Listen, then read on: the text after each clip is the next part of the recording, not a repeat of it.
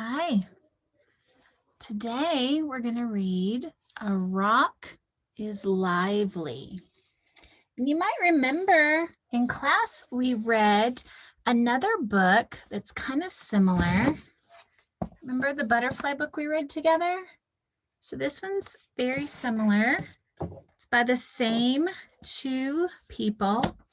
Diana Hutz Aston is the author, and Sylvia Long is the illustrator. The illustrator means the person who drew the pictures. Okay.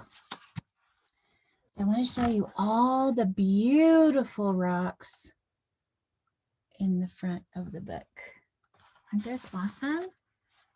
We're going to learn lots of big, nice words in this book, I think. So this says, a rock is lively. And do you see that? Beautiful rock. That is an azurite geode. Can you see that? It almost looks like a little earth in there, huh?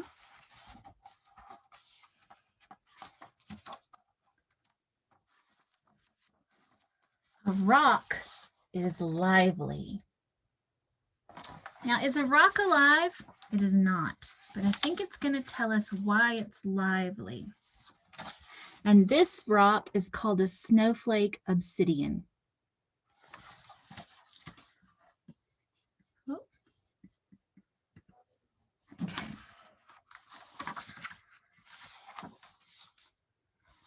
Bubbling like a pot of soup, deep beneath the earth's crust, liquid, molten, boiling.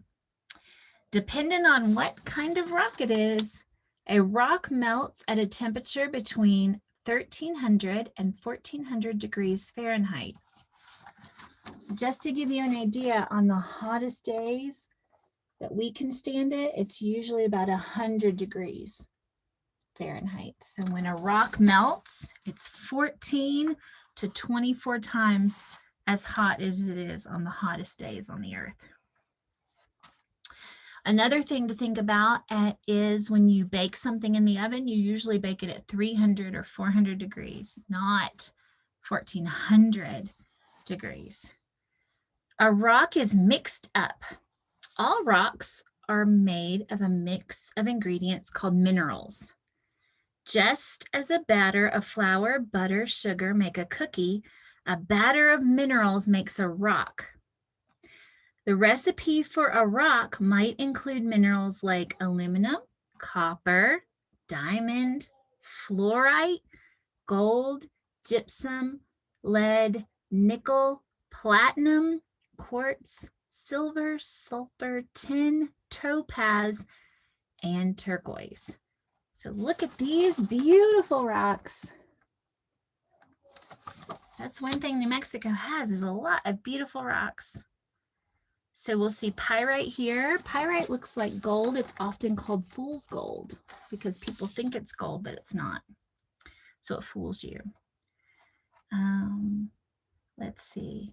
Lapis lazuli. Mix the mineral lazurite with a dash of sodalite and a pinch of both calcite and pyrite and heat within the earth until a brilliant blue. So can you really cook your own rock? No, they're just being a little facetious, but look at that. That's the recipe if you could, huh? A rock is galactic. Outer space is a shower of rocky fireworks. So there's meteorites, there's comets, and there are asteroids, all in space. Can you see those? Lots of rocks. Meteoroids are rocks that range in size from a grain of sand to a basketball. They become meteors or shooting stars when they streak through the Earth's atmosphere and then they vaporize. So maybe you've seen a shooting star. If you have, you've seen a meteoroid. Sometimes if they don't completely vaporize, they break through the Earth's surface. So sometimes you might hear of one coming through the Earth surface, but it's not very common. Comets are balls of rock and ice, sometimes called a dirty snowball. that are heated by the sun and soar through space, leaving glowing ribbons of dust behind them. So a very famous comet is Halley's Comet, and that comes around, we can see it on our Earth every 76 years. When I was a little girl, I remember my parents taking me to see Halley's Comet. You could see it through a telescope. You really couldn't see it without using a telescope. Asteroids are gigantic chunks of rock and metal. They can weigh millions of tons. The largest known asteroid is 650 miles in diameter, and it would take a person 352 hours or almost 15 days to walk around it. Look at all that, all those rocks in outer space. A rock is old.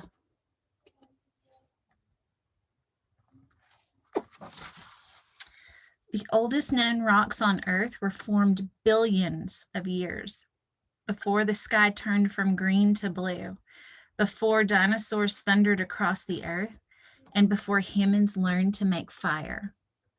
The oldest rocks ever found are nearly 4.5 billion years old. You guys, look at these crazy old rocks they found. I bet you some of these are as old as some of the things that we can see here in our state.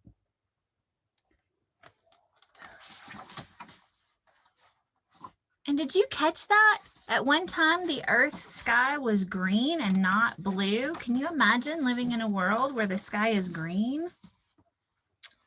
We might have to investigate that. A rock is huge. Look at this. It looks like that's a picture of something in Australia. Let's read about it. Considered by many the world's largest rock, Australia's Mount Augustus is a sandstone rock with an elevation means height, of 3,628 feet above sea level, about 1,000 feet higher than the world's tallest skyscraper. And a rock is tiny. See that? When you have sand, if you've ever held it in your hand and you look, those are all tiny, tiny rocks. A rock is helpful. How can a rock be helpful? What do you think? What do you think we're going to read about next? Some birds swallow stones to help them digest their food. The muscles in their gizzards mix with the rocks and it chews it. It doesn't really chew it, but the rocks kind of mush it around, and that helps them digest their food just like we use our teeth. Crocodiles, seals, and sea lions also swallow rocks. The extra weight helps them dive deeper into the water and stay steady in the water, so they like to have rocks in their tummy. I don't know if that would be such a good idea for us humans, huh? We might sink. Sea otters lie on their backs and use rocks to help them crack open the shells. Seagulls drop mollusks into the rocks to break apart their shells. That's interesting. And chimpanzees and crows crack hard shells of nuts on rocks. So we don't have chimpanzees here, but we do have crows. And crows use rocks to open the shell of a nut, huh? A rock is surprising. Ooh, I believe it. Look at the inside of some of these beautiful rocks. Have you ever seen the outside of one of these? Some rocks need to be broken to open and reveal their beauty. Geodes are round, hollow rocks found mostly in deserts or beds of volcanic ash, hide sparkly crystals. These crystals were once liquids, but they got trapped inside of the rock for thousands of years, and they changed into beautiful colors. Agates also do this. So you might have a geode or an agate at your house, And if you look at the outside, it just looks like a regular old brown, maybe gray rock. But on the inside, it's beautiful. I'm going to let you look at this for just a second. Can you see it? Yeah.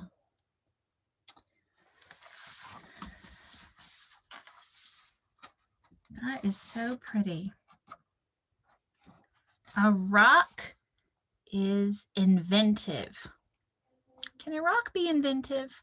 I don't think so, but I bet humans have learned lots of cool ways to use rocks. Let's read. Long ago, humans chiseled rocks into sharp-edged weapons and tools. So the flaky flint and obsidian rocks were chipped into arrowheads, spear points, axes, and hammers.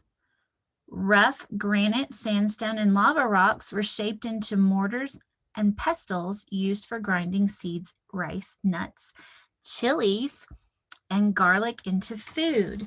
So here in our part of the world, I bet we can find lots of examples of these tools, right?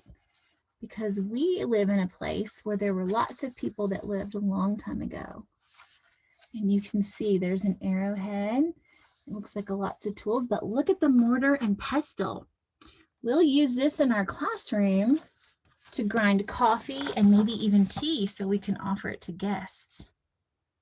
Today, humans use rocks to make cement, bricks, paper, pencils, glass, and even toothpaste. Did you know toothpaste was made out of rocks?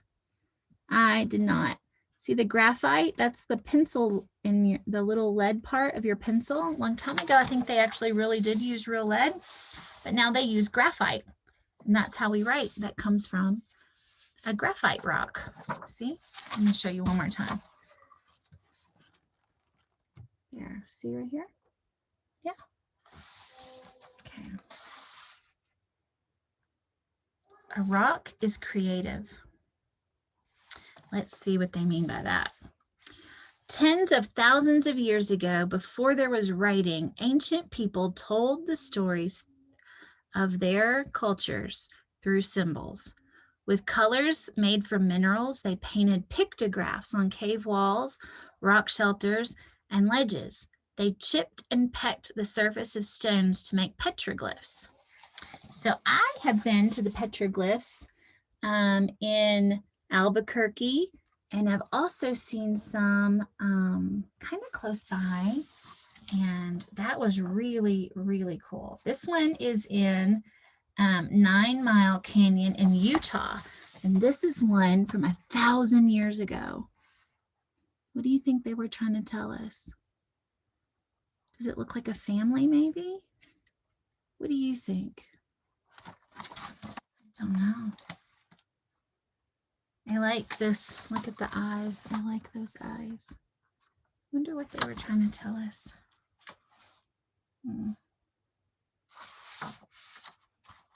In more recent history, artists and builders have chiseled great sculptures and monuments from all kinds of rocks. So we've seen some of these. These are the pyramids in Egypt. This is a big face from Easter Island. What is this one? Stonehenge. Stonehenge. I see the Taj Mahal. I see Mount Rushmore. And then I see two very famous sculptures. There's Mount Rushmore. That's David. And that one is Mother and Child. And that was only 60 years ago, this one. You see that? Pretty cool, huh?